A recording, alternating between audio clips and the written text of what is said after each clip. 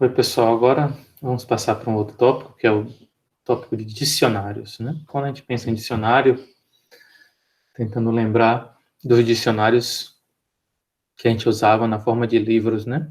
Provavelmente vocês são de outra geração, não sei se já usaram, mas talvez vocês vão no dicionário já na internet, colocam uma palavra e aparece o significado, né?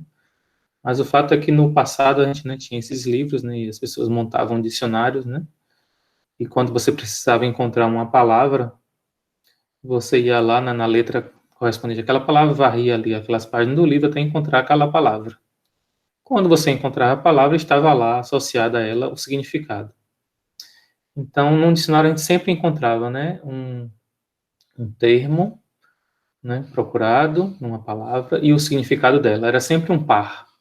Palavra, significado, signo e significado.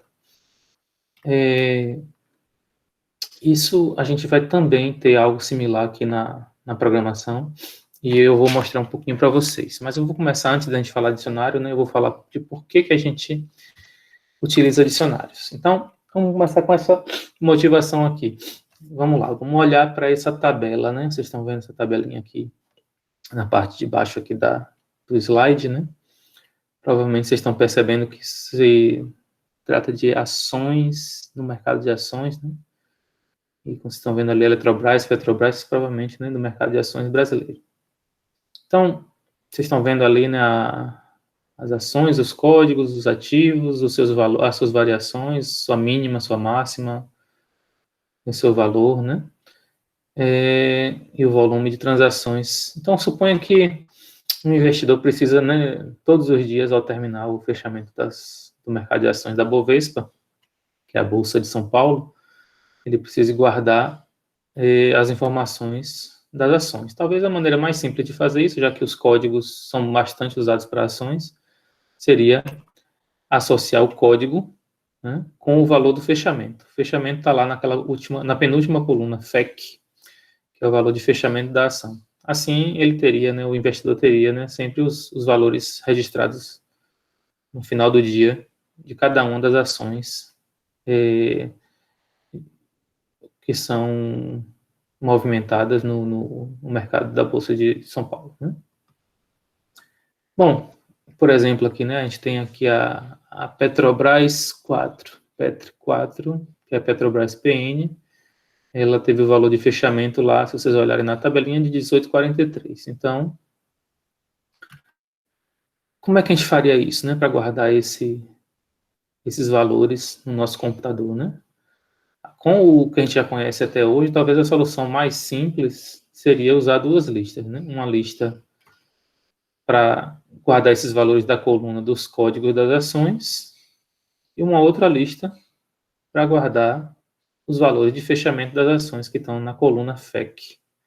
Assim, o próprio índice da lista, né? Assim como a nossa tabelinha aqui está nos ajudando a ver pela linha, né? Por exemplo, eu sei que a linha que tem a Petrobras ON, a Petri 3, é a mesma linha que tem o valor de fechamento lá 19,2. Então, a gente sabe que a Petrobras ON, ela teve fechamento, né, de 19,2, a Petri 3. Então, isso a gente poderia usar, né, do mesmo jeito que a gente, numa tabela, a gente utiliza a convenção da linha para guardar o valor, a gente poderia dizer que cada uma dessas linhas é um índice das nossas listas, né? Então, a CSNA3 lá, que é a primeira, ela poderia corresponder ao índice 0. A Eletrobras seria o índice 1 e assim vai, né? Mas tem um problema, né? Essa solução não é muito eficiente e eu vou mostrar por quê. Mas eu queria que vocês pensassem, né? Por que essa solução de guardar os dados em duas listas não é muito eficiente? Vão pensando aí, talvez deem uma pausa, converse com os colegas e imaginem por quê. Depois disso, passem para o slide seguinte, né? Vamos lá.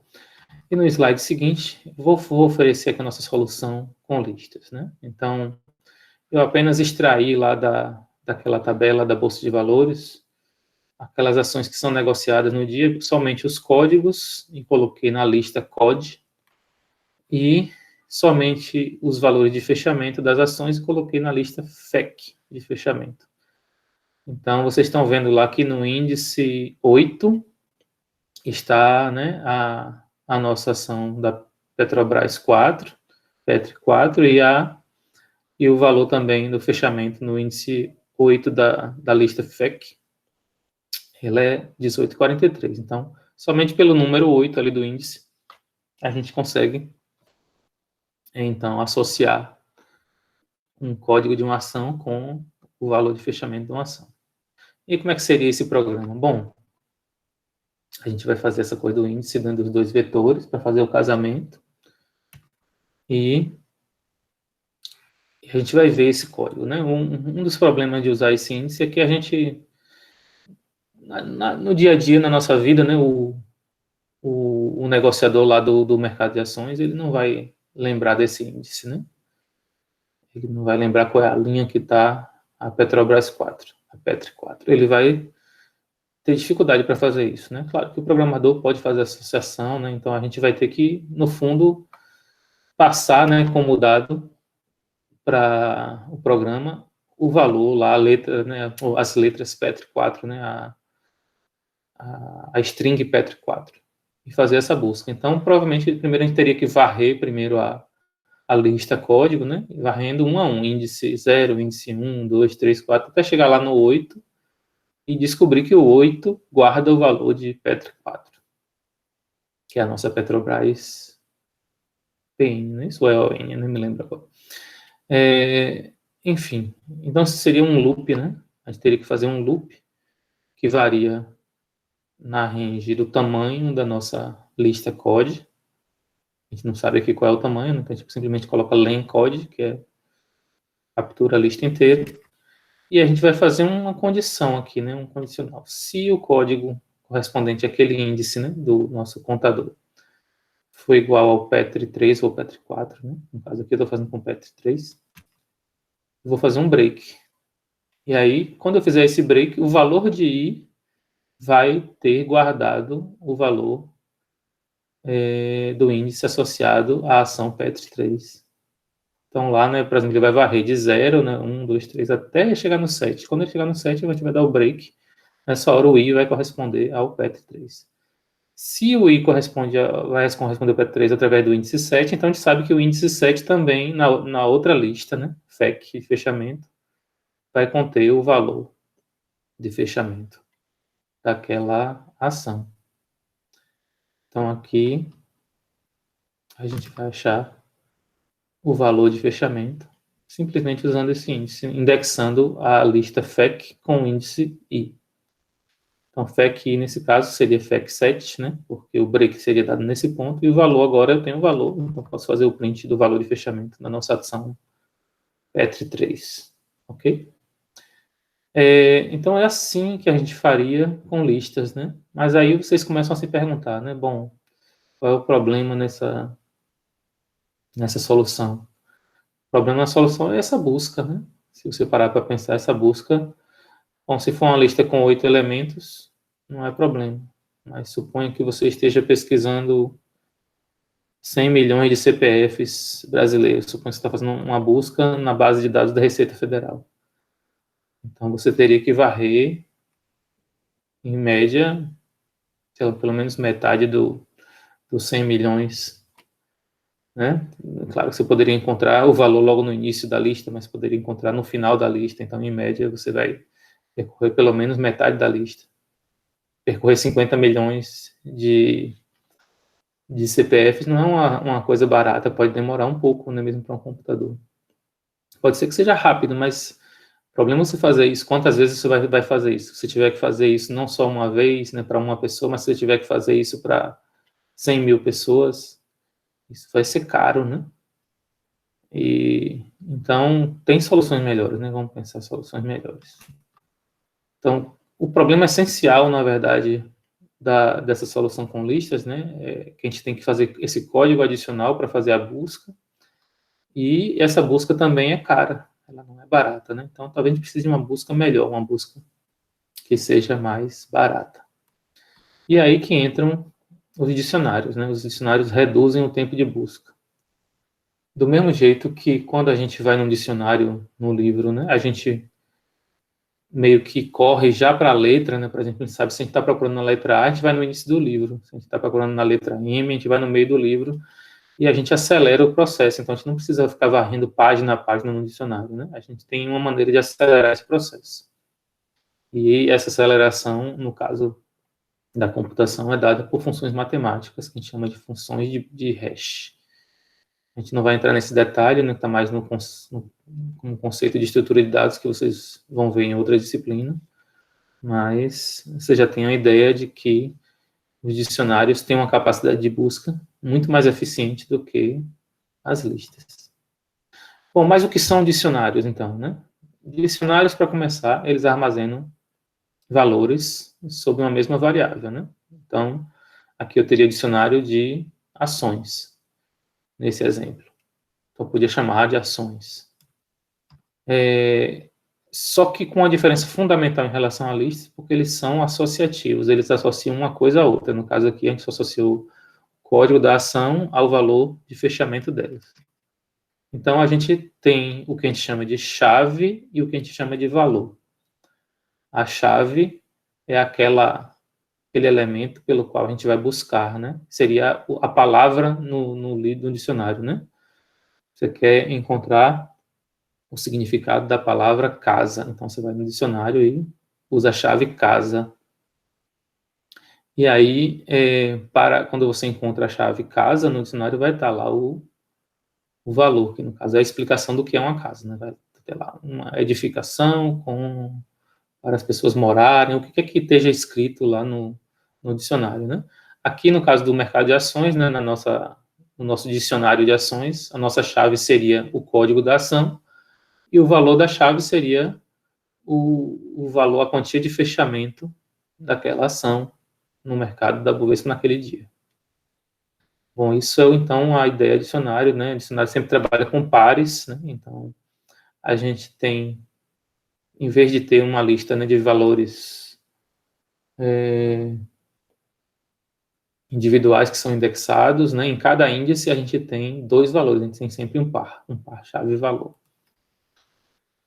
Uma coisa bem importante no caso de dicionários é que é uma obrigação, né? As chaves não podem se repetir. Então, as nossas chaves têm essa requisição, certo? Porque senão você poderia encontrar para uma mesma chave diferentes valores de fechamento da ação. Não é isso que a gente quer, né?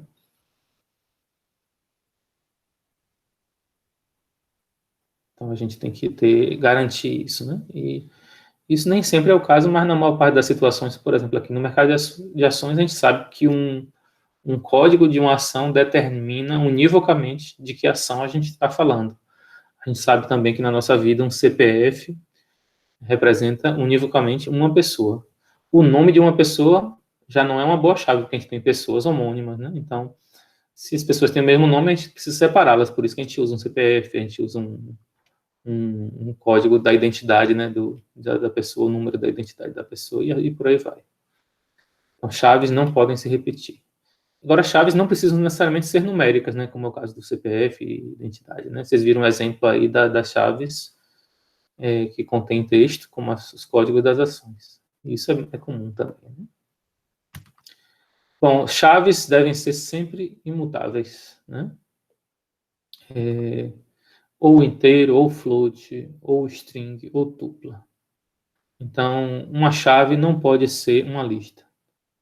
Né? Uma chave tem que ser um inteiro, como é no caso de um CPF. Pode ser um float, é mais raro de usar um float como chave, mas é possível. É muito comum usar string como chave, mas poderia ser também uma tupla, né? Por exemplo, suponha que o nome das pessoas não muda tão facilmente, eu quisesse determinar, né, no caso do conjunto dos alunos da UFES, e criar uma chave sem usar o número de matrícula. Eu poderia, por exemplo, fazer a chave que usasse o nome do curso e o nome do aluno. Ou então, por exemplo, o nome do curso, o ano que o aluno entrou e o nome do aluno. Isso faria com que a gente tivesse três elementos, ou seja, uma tupla representando a chave aí para localizar um aluno dentro da nossa universidade. Isso é mais raro de fazer, mas é possível também, né? Claro que eu estou considerando nesse caso que não teria alunos com o mesmo nome no mesmo curso, que não é verdade, né? Mas seria mais raro numa situação dessa, né? Alunos do mesmo ano, no mesmo curso, teriam o mesmo nome, né? Mas, enfim, a gente usa muito, né, no nosso exemplo, no nosso sistema acadêmico na universidade, vocês usam o número de matrícula como a chave de acesso para vocês entrarem em alguns sistemas, ou então vocês podem usar o CPF como o código de acesso de vocês, né? Que seria a chave do dicionário lá de estudantes na universidade. Enfim, é isso que eu queria falar sobre dicionários, né? Só para a gente fechar, né, os valores dos dicionários, né, já não são limitados como os valores da chave, então o valor do dicionário pode ser um inteiro, pode ser um float, como foi aqui, né? Eu quero o exemplo da quantia de fechamento, pode ser um string. Por exemplo, a gente pode ter um dicionário que associa a um CPF o nome de uma pessoa. Então, a chave seria o CPF, que é um número, e o nome da pessoa seria o valor, que é um string. Então, é possível acontecer, né? Então, os valores são muito mais flexíveis, você pode ter qualquer tipo, listas, dicionários, inclusive objetos, né, que a gente vai trabalhar mais à frente, né? Que eu não mencionei, mas já as chaves não. As chaves têm essa característica, tem que ser variáveis mais simples. Podem ser primitivas, como inteiros, floats e strings, ou pode ser uma variável derivada, uma tupla, né, que ela é imutável. Né? Listas não podem, porque não são imutáveis. Dicionários também não podem, porque não são imutáveis. Mas tuplas podem ser chaves, mas, como eu disse, mais comuns, termos inteiros ou strings como chaves.